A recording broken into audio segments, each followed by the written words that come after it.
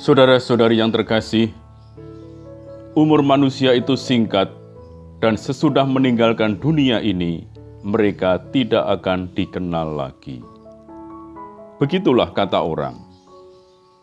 Secara kebetulan saja, manusia itu dijadikan dan kemudian akan hilang. Ia akan segera dilupakan orang dan tidak ada yang mengingat pekerjaan yang dilakukannya selama hidup. Hidup manusia berlaku bagaikan jejak awan dan bagaikan kabut yang menghilang dihalau oleh sinar matahari. Maka berdasarkan pandangan ini, banyak orang lalu kemudian mengambil kesimpulan praktis untuk hidup mereka. Menikmati semua yang bisa didapatkan sepuas-puasnya. Bagi orang-orang yang punya pandangan semacam ini, kenikmatan itu adalah hak yang harus dipergunakan sebanyak mungkin. Namun para saudara, penulis kitab kebijaksanaan menunjukkan bahwa kehidupan manusia tidak akan berhenti dengan kematian fisik, dan apa yang akan terjadi sesudah kematian itu ditentukan oleh perilaku mereka selama hidup di dunia ini. Mari sejenak kita mendengarkan bacaan dari kitab Kebijaksanaan Salomo, bab 1 ayat 13-15, dilanjutkan bab 2 ayat 23-24. Memang maut tidak dibuat oleh Allah, dan ia pun tak bergembira karena yang hidup musnah lenyap. Sebaliknya, ia menciptakan segala-galanya supaya ada, dan supaya makhluk-makhluk jagat menyelamatkan. Di antaranya pun tidak ada racun yang membinasakan, dan dunia orang mati tidak merajai bumi. Maka kesucian mesti baka. Sebab Allah telah menciptakan manusia untuk kebakaan dan dijadikannya gambar hakikatnya sendiri. Tetapi karena dengki setan, maka maut masuk ke dunia, dan yang menjadi milik setan mencari maut itu. Para saudara terkasih, penulis kitab Kebijaksanaan Salomo mengajak orang untuk tidak mencari-cari maut dengan hidup sesat dan menarik kebinasaan dengan perbuatan tangannya. Maut yang dimaksudkan bukanlah kematian badaniah, melainkan kematian rohani. Ia mengingatkan bahwa manusia memang akan mati karena kodratnya. Dosalah yang menyebabkan kematian rohani itu.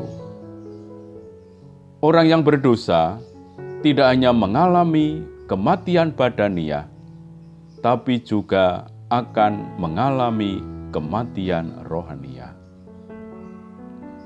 Segala sesuatu yang terjadi di bumi ini hanya merupakan persiapan bagi kehidupan lain, di mana orang benar akan hidup bersama dengan Allah, sedangkan orang fasik akan mendapat hukumannya.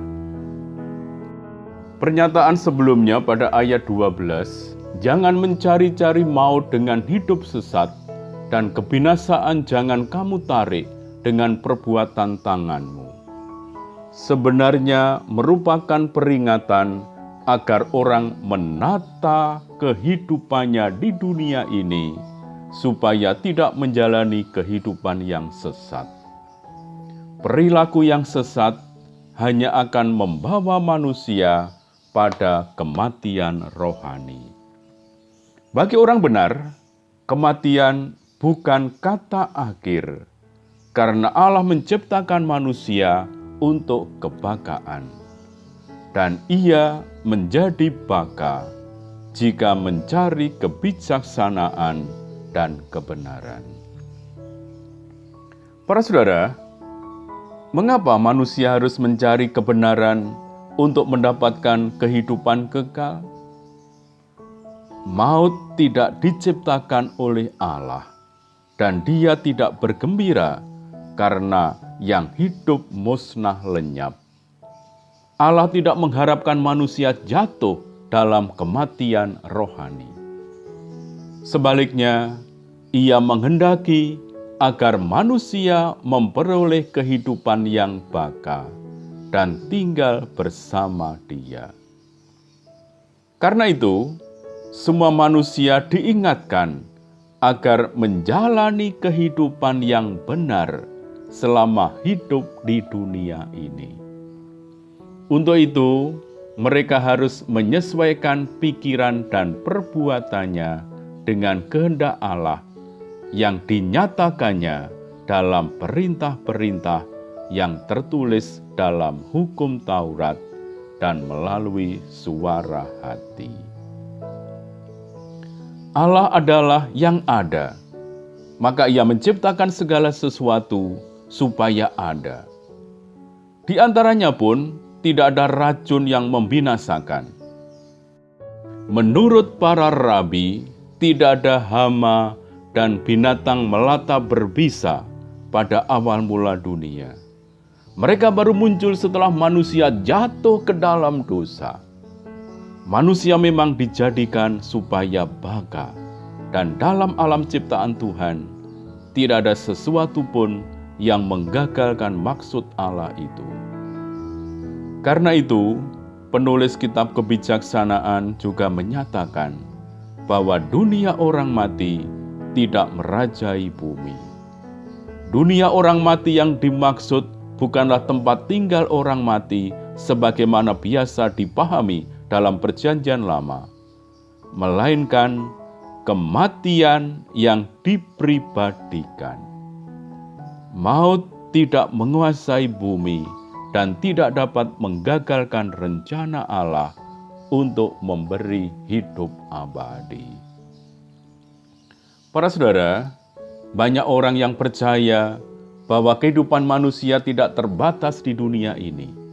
Mereka juga mengetahui bahwa kehidupan mereka selama di dunia ini menentukan nasib mereka di dunia yang akan datang.